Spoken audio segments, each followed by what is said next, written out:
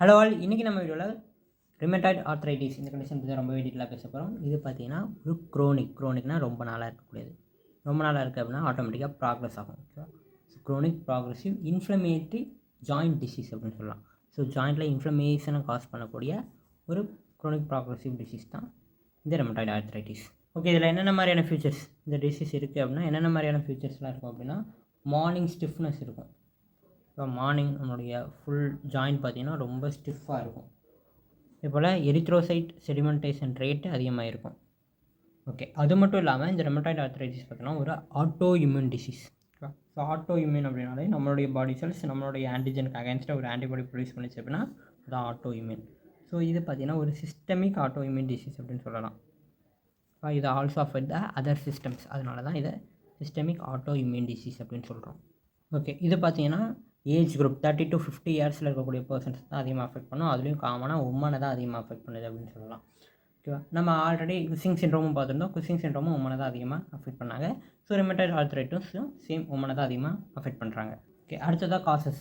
இந்த ரெமட்டாய்டு ஆர்த்ரைட்டிஸ் எதனாலலாம் வருது, இதோட காசஸ் என்ன அப்படின்னு டீட்டெயிலாக பார்க்குறப்ப ஜெனட்டிக்காக கூட வரலாம் அப்படிங்கிற மாதிரி சஸ்பெக்ட் பண்ணுறாங்க. இது ஒரு ஆட்டோ இம்யூன் டிசீஸ் அப்படிங்கிறனால ஜெனட்டிக்காக வரலாம் அப்படின்ற மாதிரி சொல்கிறாங்க.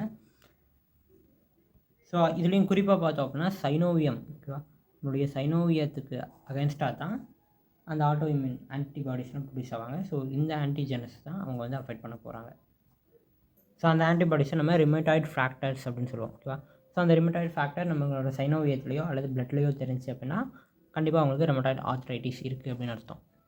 ஓகே, அதே போல் இந்த பார்த்திங்கன்னா ஸ்மோக்கிங்னால் கூட வரலாம். ஓகேவா? ஸ்மோக்கிங் என்ன பண்ணும் அப்படின்னா நம்மளுடைய நார்மல் ஆன்டிஜனை ஃபாரின் ஆன்டிஜன் மாதிரி மாற்றி விடும். இதுவும் ஒரு சஸ்பெக்ஷன் தான். நம்மளுடைய ஆட்டோஇம்யூன் டிசீஸ்க்கான ஒரிஜினல் காஸ் இது வரைக்கும் கண்டுபிடிக்கல. ஓகே, இந்த ரெமட்டாய்டு ஆர்த்ரைட்டிஸ் பர்டிகுலராக பார்த்தோம்னா எந்த சைனோவியத்தை போய் அஃபெக்ட் பண்ணோன்னா டிஸ்டல் ஜாயின்ட்ஸ், சின்ன சின்ன ஜாயின்ட்ஸ், இன்டர்ஃபலஞ்சல் ஜாயின்ட்ஸு, மெட்டாகார்போஃபலஞ்சல் ஜாயின்ட்ஸ், இந்த மாதிரி சின்ன சின்ன ஜாயின்ட்ஸில் இருக்கக்கூடிய சைனோவியத்தை போய் அஃபெக்ட் பண்ணும்.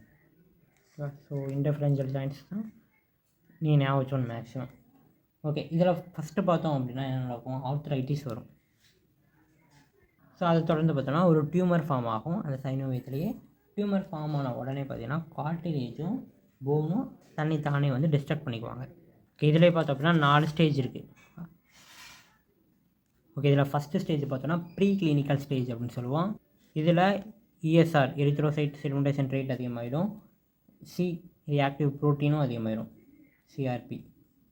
ஸோ இதுவும் பார்த்திங்கன்னா ரைஸ் ஆகிடும். அதே போல் ரெமட்டாய்டு ஃபேக்டர் இதுவும் ரைஸ் ஆகிடும். ஸோ இதுதான் பார்த்திங்கன்னா ஃபஸ்ட்டு டயக்னோசிஸ். நம்ம ஃபஸ்ட்டு எடுத்தோடனே டயக்னோஸ் பண்ணோம் அப்படின்னா இந்த மாதிரியான இதெல்லாம் இருக்கும். ஓகே, அடுத்த ஸ்டேஜ் பார்த்தோன்னா சைனோவியல் ஸ்டேஜ். ஸோ இதில் பார்த்தோன்னா கேப்சுலர் ஸ்ட்ரக்சர்லாம் திக்கன் ஆகிடும். கேப்சூல்ஸ்லாம் திக்காயிடுச்சு. அதே போல் இந்த ஆர்எஃப் ரெமட்டாய்டு ஃபேக்டர் போய்ட்டு சைனோவியத்தெல்லாம் டிஸ்ட்ரக்ட் பண்ண ஆரம்பிச்சிருவாங்க. ஸோ டிஸ்ட்ரக்ட் பண்ணுறதுனால சைனோவைட்டிஸ் வரும். சைனோவியத்தில் இன்ஃப்ளமேஷன் நடக்கும்.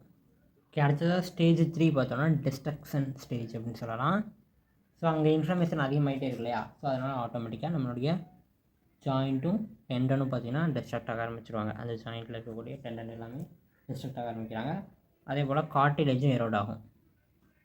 கார்டிலேஜும் எரோட் ஆகிடும். அதே போல் அங்கே கிரானுலேஷன் டிஷ்யூ எதாவது இருக்குது, அதே போல் ஆஸ்டியோகிளாஸ்ட் ஆக்டிவிட்டிலாம் நடக்க ஆரம்பிக்கும்.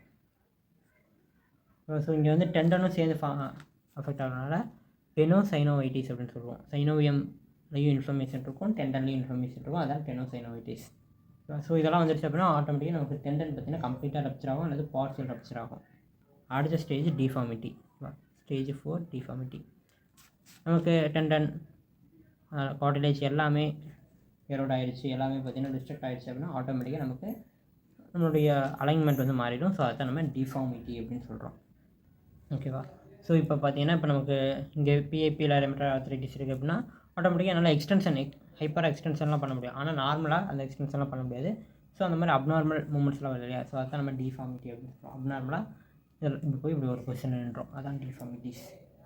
ஓகே, இந்த ரெமட்டாய்டு ஆர்த்ரைட்டிஸ் பார்த்தோன்னா மேஜராக சின்ன சின்ன ஜாயின்ட்ஸ் டிஐபி, எம்சிபி, பிஐபி, அதே போல் நம்மளுடைய ஆங்கிள் ஜாயிண்ட்டு, டார்சல் ஜாயின்ட்ஸு, அதே போல் மெட்டாடார்சோஃபலஞ்சல் ஜாயின்ட்ஸ் இங்கெல்லாம் அஃபெக்ட் பண்ணுவாங்க. இது இல்லாமல் நமக்கு நார்மலாக ஷோல்டரு, ஹிப்பு, நீ, எல்போ இங்கெல்லாம் கூட அஃபெக்ட் பண்ணுவாங்க. ஓகேவா? ஸோ இதெல்லாம் ரேராக அஃபெக்ட் பண்ணுவாங்க. ஆனால் ஃபிங்கர்ஸ் அங்கே தான் அதிகமாக அஃபெக்ட் பண்ணுவாங்க. மற்றபடி பெரிய ஜாயின்ஸ்லாம் ரேராக அஃபெக்ட் பண்ணுறாங்க. ஓகே, இப்போ ரெமட்டாய்டு ஆர்த்ரைட்டிஸ் ஒரு ஜாயிண்ட்டில் இருக்குது அப்படின்னா ரொம்ப நாள் நம்ம அதை எந்த ஒரு ட்ரீட்மெண்ட்டுமே பண்ணல அப்படின்னா அது அடுத்த ஜாயிண்ட்டுக்கு மூவ் ஆக ஆரம்பிக்கும். ஸோ அடுத்தடுத்த ஜாயிண்ட்டுக்கு மூவ் ஆகுது.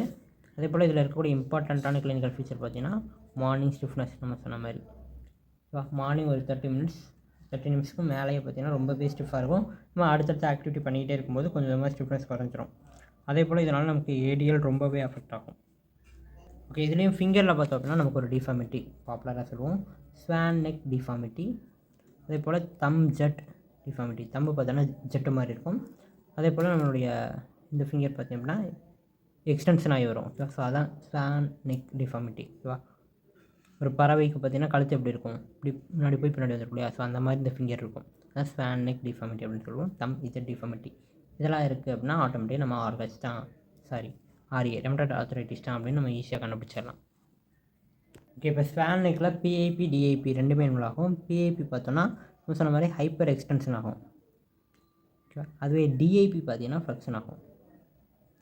இங்கே ஃப்ளக்ஷன், இங்கே ஹைப்பர் எக்ஸ்டென்ஷன் இப்படி இருந்துச்சு அப்படின்னா அது ஸ்வான் நெக் மாதிரி இருக்கும் இல்லையா. இங்கே ஃப்ளக்ஷன், இங்கே எக்ஸ்டென்ஷனாக ஒரு கழுத்து மாதிரி இருக்கும்.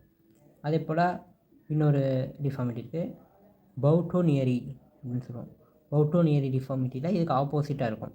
இப்போ பிஐபியில் ஃப்ளக்ஷன் இருக்கும், டிஐபியில் எக்ஸ்டென்ஷன் இருக்கும். ஸோ இது ரெண்டும் opposite deformities. Swan neck deformity, boutonniere deformity.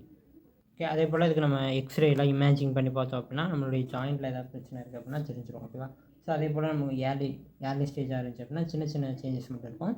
ரொம்ப அட்வான்ஸ்டு ஸ்டேஜாக இருக்குது அப்படின்னா டிஃபார்மிட்டி, ரொம்ப டிஃபார்மிட்டி இருந்துச்சு அப்படின்னா நம்ம ஸ்கேன் எடுத்து பார்த்தால நேரில் கண்ணிலே தெரிஞ்சிடும். ஓகே, இதுக்கு பார்த்தோம் அப்படின்னா எந்த ஒரு ட்ரீட்மெண்ட்டும் கிடையாது. That is no cure for the rheumatoid arthritis. ஆனால் நம்ம சப்போர்ட்டிவ் ட்ரீட்மெண்ட்ஸ் வந்து இருக்குது. ஓகேவா, அதோட சிம்டம்ஸை ரெடியூஸ் பண்ணுறதுக்கு ட்ரீட்மெண்ட்லாம் இருக்குது. ஸோ அதுக்கு நம்ம என்னென்ன யூஸ் பண்ணோம் அப்படின்னா non steroidal anti inflammatory drugs use பண்ணுறோம். ஸோ இது பார்த்திங்கன்னா இன்ஃப்ளமேஷனும் குறைக்குது. அடுத்ததாக பெயினை ரெடியூஸ் பண்ணுறதுக்காக அனல்ஜெசிக்ஸ் கொடுப்போம்.